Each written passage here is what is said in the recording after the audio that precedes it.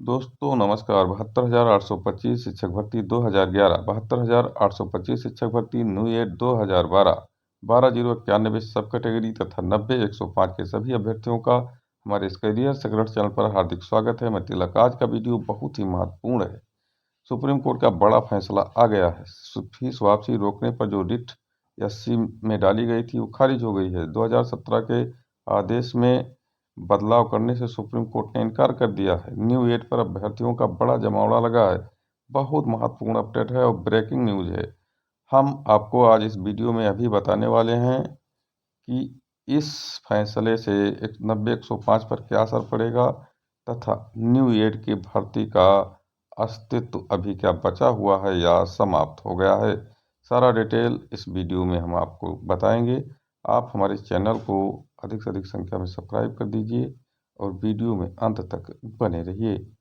हम आपको बता दें कि हाई कोर्ट द्वारा फीस वापसी के लिए ऑर्डर दिया गया था और जनवरी के अंतिम सप्ताह तक सारे अभ्यर्थियों के 290 करोड़ रुपए आवेदन शुल्क उनके खातों में वापस करने का आदेश हुआ था, लेकिन अभी तक फीस उनके खाते में नहीं आई है। और इसका महत्वपूर्ण कारण यह था कि सुप्रीम कोर्ट में फीस वापसी रोकने के लिए सुनील यादव और न्यू एड वालों के द्वारा रिट डाली गई थी।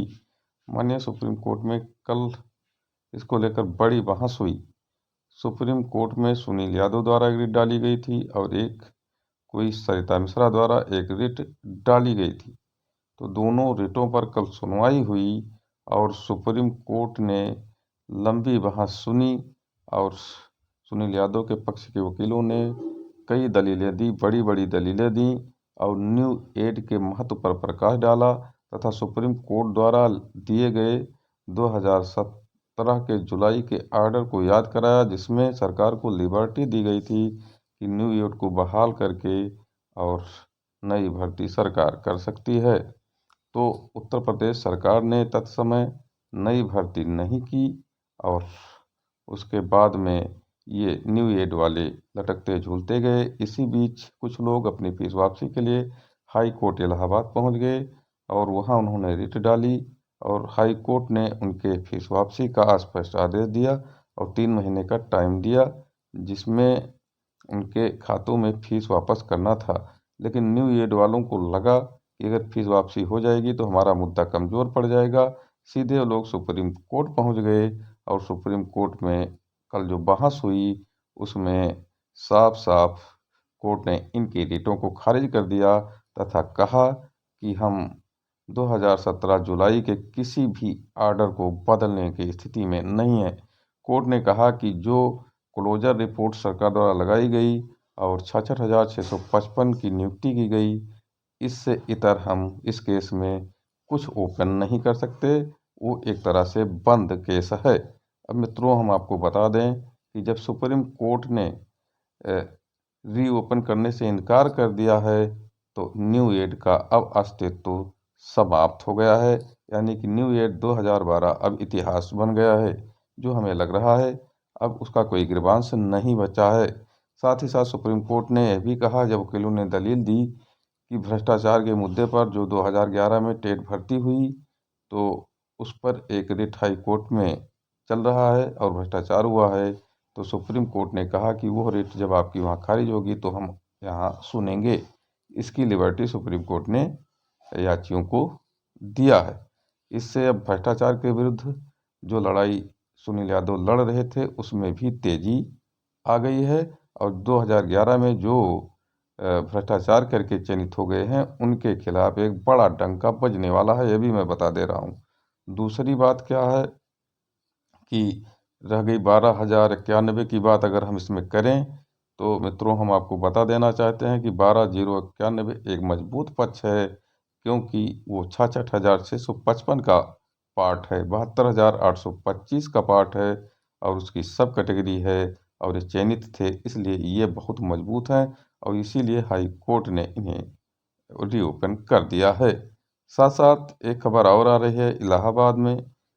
जब सुप्रीम कोर्ट में देखा कि न्यू एड पर सुप्रीम कोर्ट का रुख ठीक नहीं है और इसके विरुद्ध है, तो लोगों ने चंद्रशेखर आज़ाद पार्क में आज बहुत बड़ी मीटिंग की और बहुत बड़ा जमावड़ा लगाया तथा सुप्रीम कोर्ट के आदेश द्वारा जो लिबर्टी दी गई थी सरकार को, उसको बहाल करने की बात की गई, यानी न्यू एड को 2012 को बहाल करने की बात वहाँ की गई है, सरकार से मांग की गई है, जिससे सभी 2012 के जो अभ्यर्थी हैं उनको नौकरी मिल सके। तो मित्रों, जब देखा कि कोर्ट से नहीं राहत मिल रही है तो लोगों ने सरकार पर दबाव बनाना शुरू कर दिया है।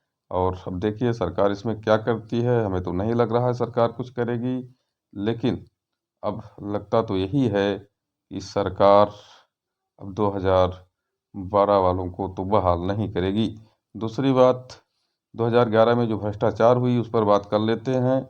60% वालों को से भी दूर नहीं थी मास्टरी की नौकरी, लेकिन फिर भी क्या हुआ आप जान रहे हैं कि 75% वालों को भी नहीं मिली नौकरी।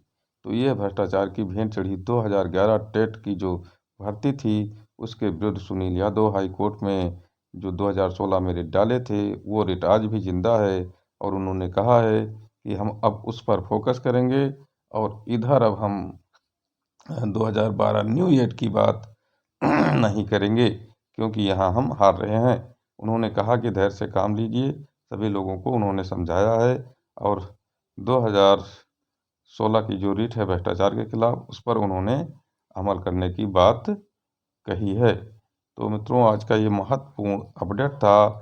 अब हम आपको एक बात और बता देते हैं कि 90 और 105 का जो मुद्दा चल रहा है, वो अब क्योंकि सुप्रीम कोर्ट में जब सुनील यादव के रिट को खारिज किया गया तो 90-105 को बड़ा झटका लगा, क्योंकि सरकार ने कहा है कि 66,655 के इतर हम कुछ ओपन नहीं कर सकते, यानी कि केवल 66,655 पर ही सुप्रीम कोर्ट बात कर सकती है।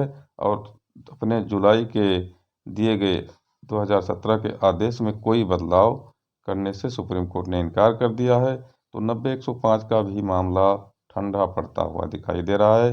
बिना गिरवांश के अगर ये हाई कोर्ट और सुप्रीम कोर्ट जाते हैं तो निस्संदेह इनको भी झटका लग सकता है, ऐसा कोर्ट के रुख से पता चलता है।